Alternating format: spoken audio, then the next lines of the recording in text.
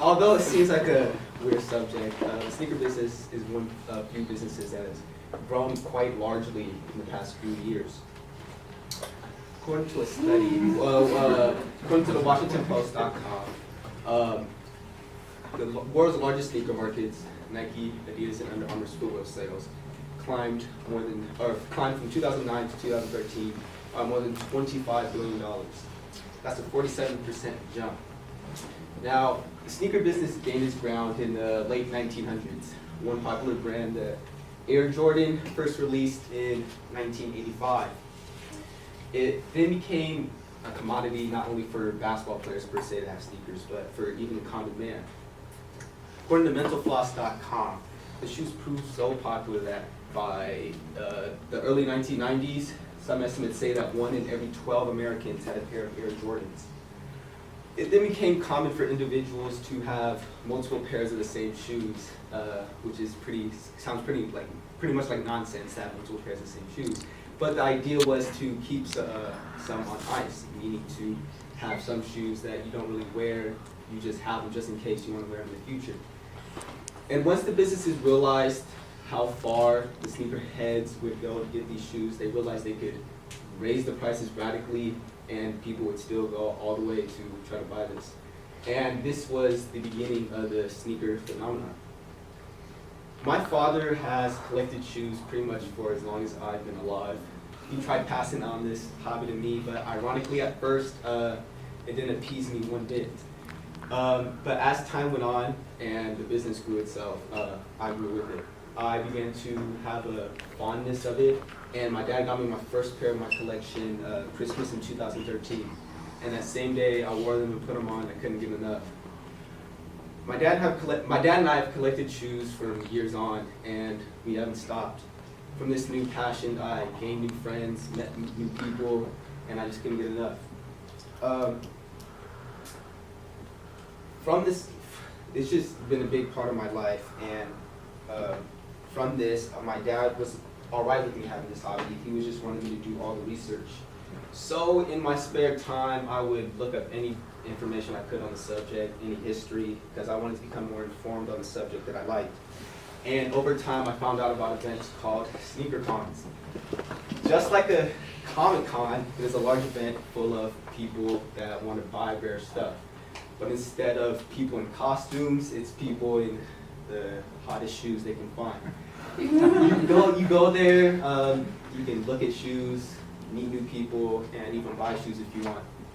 I go every year with my dad and some of my friends sometimes, because every year it goes to LA, but it goes around the country, as you can see, Cleveland, the Bay Area, Cleveland, I put Bay Area twice, I don't know why, and New York City.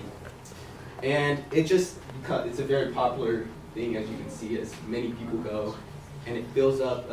Last year in Los Angeles was at the convention center, and it filled up the whole place. So yeah, this has become a big event as the sneaker business has grown. But another event I found out about was the NBA All-Star Game. Now, it is mainly known, obviously, for the basketball aspect of it, but as time has gone on, it has grown to evolve, or it has evolved to include events for sneakerheads. Now, you probably think of it as basketball, but sneaker businesses realized that they could make a profit off of this. And every year when the NBA All-Star Weekend happens, they open up pop-up shops near the arena to where they include rare sneakers for people to go and buy that are very hard to get into. These are some examples of some pop-up shops. They usually only last the weekend, only a couple days, and then they close down. But people come from around the world to go and wait. Probably in that picture. People don't care what kind of weather it is or what it's like outside. They don't care. It could be raining, snowing, hailing, hot outside, lightning. They don't care as long as they have the opportunity to get these sneakers. Now, the business has grown to where these people waiting outside have even started to bring moving trucks to buy tons of shoes.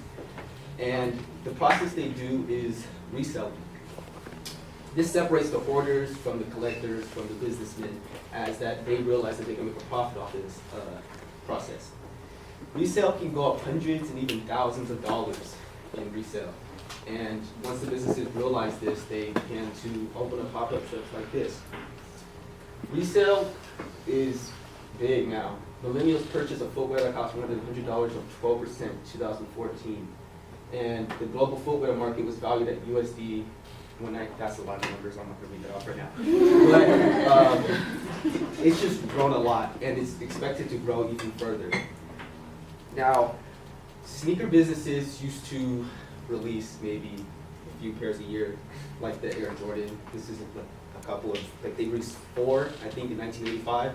But as time went on, they realized that the businesses had grown and they had to grow themselves. So they began to release a couple pairs a week. So now every week there's pairs released when they started off with like 4 a year.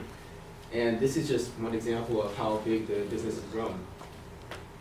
Now, I started off not really liking it.